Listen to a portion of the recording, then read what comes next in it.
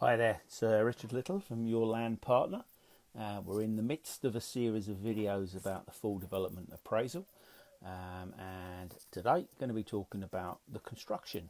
For me, one of the most exciting parts of the whole process. So just remember that we're only considering the construction from the point of view of what we put in the full development appraisal. So this is pretty short, really. We will be discussing constructions and the various parts of it, at a later date. But in terms of the full development appraisal, we really have to decide. There's only two ways. This is about the procurement of the build, the delivery of the actual whatever it might be, the houses, the apartments, the shops, the offices, whatever it is. So it's the procurement, the way that we will buy that build. There's only really two main ways. One is you're hiring a main contractor, and the other one is you become the main contractor. So there's lots of different subsections of both of those, but it's one or the other. So fundamentally the difference is generally down to the margin, down to the cost. So if you're hiring in a main contractor, and they're going to supply everything, they're going to bring all their own trades in, all their own people, subcontractors, buy all the materials, etc. It's to a degree a little bit hands off in that aspect of it, which suits most developers or would be developers. Obviously they're charging for that, so they're looking for a profit. Now right now there's many contractors, main contractors including, going out of business because the margins are so tight in the business. So actually what we used to look at is we would tend to say that a main contractor would be around about 20% dearer than actually doing it yourself. But if you do it yourself, you're going to have some costs, so you don't save 20%. And again, the rule of thumb, if you like, in the industry used to be that you should end up with between 8 and 12% on the bottom line, on the margin. Yeah, that's only gross profit. It's obviously not net profit, but it does make a difference. Now, 8 or 12%, 8 to 12%, sorry, on the bottom line is massive.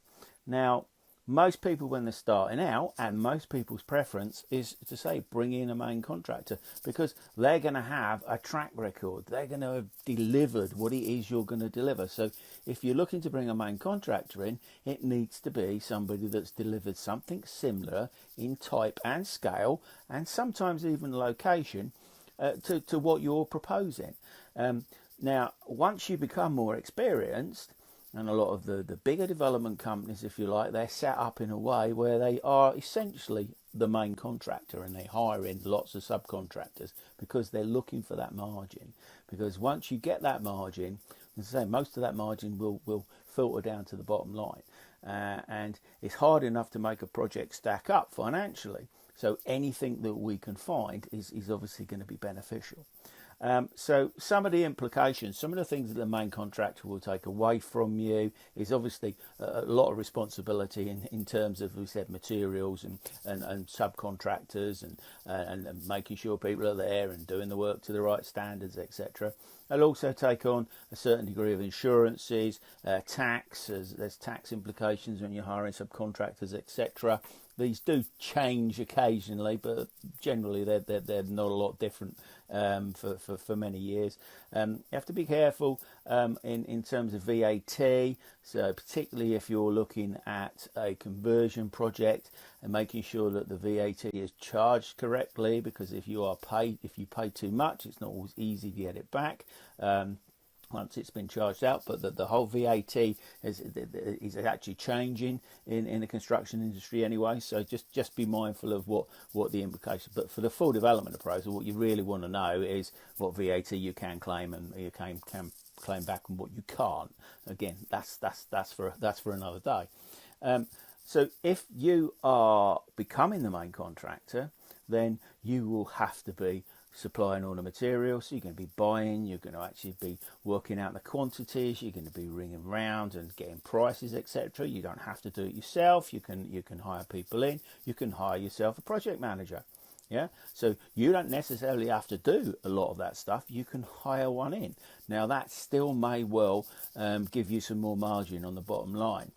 Again, they will need to be recently experienced in the size, type, and of project that you're proposing, and so there's a cost to that. So what we sort of said before is that if the difference between a main contractor and doing it yourself is a gross 20%, then those costs that say could be 8 or 12% to actually deliver it yourself, and all the resources that you'll need, the people in order to manage it and get the materials and all that sort of stuff, and maybe looking after perhaps a site foreman as well, depends on the size of the project. So you will then become an employer. Now, some people actually set up and they have a company, which is a development company, and they'll have another company, which is their construction side. And that works really well for some people. And there's obviously can be some tax advantages, if you like, in moving money around, depending on whether you've got a group structure and all that. But that's, again, another subject for another day. So if you are looking to take the project on as a main contractor, make sure that you do not underestimate the sheer amount of work involved. And it's the same in respect of project management. So project management can be quite a light touch, or it can be, daily. It can be absolute. They're immersed in the whole thing. They are getting all the materials. They are doing the call off, doing the measurements and working out what materials you want and getting prices, or their team might be doing it, or your team might be doing it. So don't just think you're going to save loads of money by doing it. But the biggest obstacle by far in going that route is generally the funding. The funders always want to make sure that the delivery is as assured as possible. They want to make sure that somebody's done this before, So then what we get, particularly if you're hiring a main contractor, or if you are hiring a main contractor, is we get something called payment bonds and performance bonds. So if you are the client, the developer that's hiring a main contractor, you may well ask the main contractor to supply you with a performance bond. So that's effectively saying, I will deliver it, and if I don't, this is what happens. So there's effectively some sort of compensation. It's an insurance, really. Yeah, and then what the contractor can do, and if they've been around quite a bit, they're experienced contractors, and you're new to developing, they are going to be worried about getting their money. They're going to want to know, where's that money coming from. Now, sometimes your funders may well be able to put them at ease and say, yeah, they're funding it, proof of funds, but a little bit more than that. But they may well ask you that they want a payment bond, and that will generally take the sort of it will be either a lump of money lodged somewhere, so and it's available should you not pay an invoice, and sometimes that will be perhaps 2 months of expected payments. So it could in some cases be hundreds of thousands of pounds that you have to put there, or a bond is purchased. Now, what we get on one side, we've got the client, the developer, is asking for a bond, and on the other side, we've got the contractor who's also asking for a bond. Now, they sort of could cancel each other out, but that's sometimes far too sensible. So you depending on who you're working with, what your experience is, what their experience is, if they've been ripped off recently, haven't been paid, etc., they're going to want to see some money. Now, we all know you shouldn't pay money up front. This is the way you pay money up front, but actually it's with less risk. But of course, that you've got to find that money. That's got to be cash. And if you're using development funding, it's extremely unlikely that they will be supplying that. So that will be added to the equity piece that you have to put in there. Now, in the full development appraisal, what we want to know is what route we're going. So we might look at, for instance, a number of different schemes, but we'll also look at them in terms of if we go the main contractor route or we are the main contractor route. We're fortunate, we've been around, we've got the choice of both. Now, my own preference pretty much always is be the main contractor. Or, as I say to people, joint venture with a main contractor, because that's one of the very few joint ventures that I encourage. But in respect of the full development appraisal, we're most concerned with the numbers at this point. So if we are going the main contractor route, we might need to put in the numbers some money for some bonds, because we don't know at this point generally who the main contractor is likely to be, because we're just appraising the deal. Yeah, so it might not have gone very far at this point. So we would always allow for things like payment bonds. If we don't end up using them, then that's a little bit of money that sort of can trickle down to a bit of profit, if you like. So The next stage really is also considering what contracts you'll use, because if you are going to use a main contractor or you're going to use subcontractors or something we call nominated subcontractors, explain all about that on another occasion, and then we always suggest that you use a contract. JCT is pretty much, you know, the most widely spread, the most widely used contracts, and they've got different contracts for different arrangements. So you can procure a build where they do a lot of the design input and they do the build, or if you're getting it all fully designed beforehand, it would just be a standard full contract. There's different contracts for minor works and all sorts of different iterations of the same thing. Now, again, in the full development appraisal, why is that important? Well, actually, it's important to make sure that you allow the cost of that. It might be relatively insignificant in respect to the size of the project, but you can easily spend £2,000 or £3,000 getting those contracts drawn up and things. So it's another little bit that you might put to your legals or your professional fees, depending on actually how you're doing your numbers. But in the build, in the construction side itself, that's what's really important. So what route? So say most people will price up from main contractor route, and they'll price it at X amount of pounds, and then realise that's not achievable when they start getting the prices in, because they've actually priced it for being the main contractor. So when you see and people say how much this is costing and how much that is costing, so you'll get some people saying you can't build for less than £1,600 a square metre, and other people saying you can build for less than £1,000 a square metre.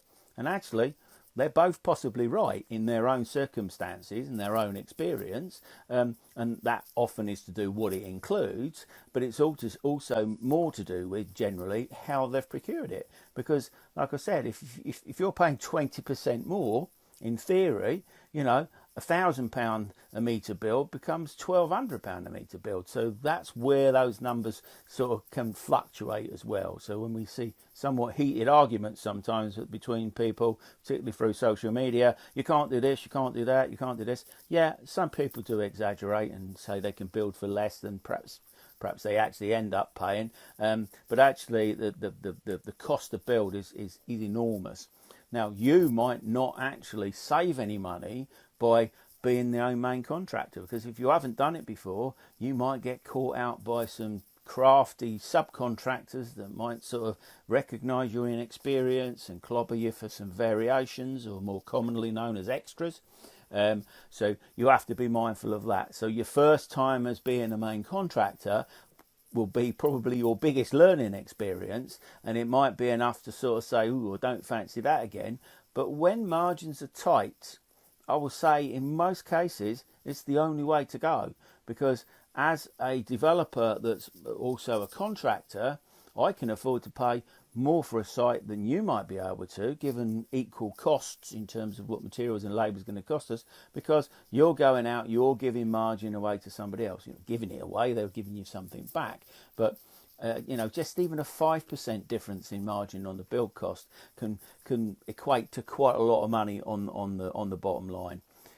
Other thing that you'll also see is with main contractors is that same can happen with subcontractors, is, you know, they can let you down, they can go bust. That's what the performance bond etc is in place for. And whilst it's quite useful, it doesn't stop your project being derailed for some time, and it's the time element, and then somebody's going to take over work, and nobody likes taking over somebody else's work, and when they do, they will charge you a premium for the privilege. So, you know, the construction is, you know, doesn't matter what part of the development process that you are part of and you enjoy, the negotiation, the sourcing, you know, the deal structures, you know, the actual spreadsheets, etc.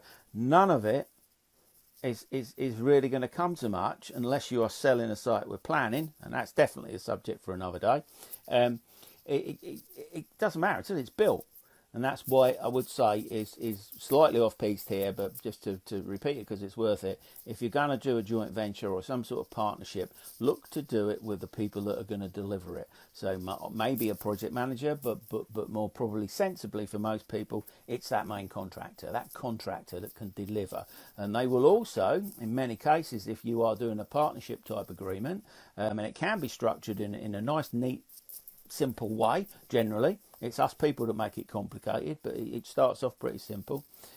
What they can help you do is help you get perhaps cheaper funding, or actually get funding in the first place, but also cheaper funding, because what funders like is track record. They like to know that you've delivered, not that you've got this in the pipeline and you've got that in the pipeline. Have you delivered?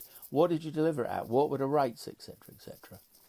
So as ever, I've gone slightly off piste or said a little bit more about construction than probably needed to at this point. But we will be talking about the construction side, the contractual side, in much detail in future videos throughout the 100 series. So it's been Richard Little from Your Land Partner talking about construction in respect of the full development appraisal. Thanks for joining. See you again.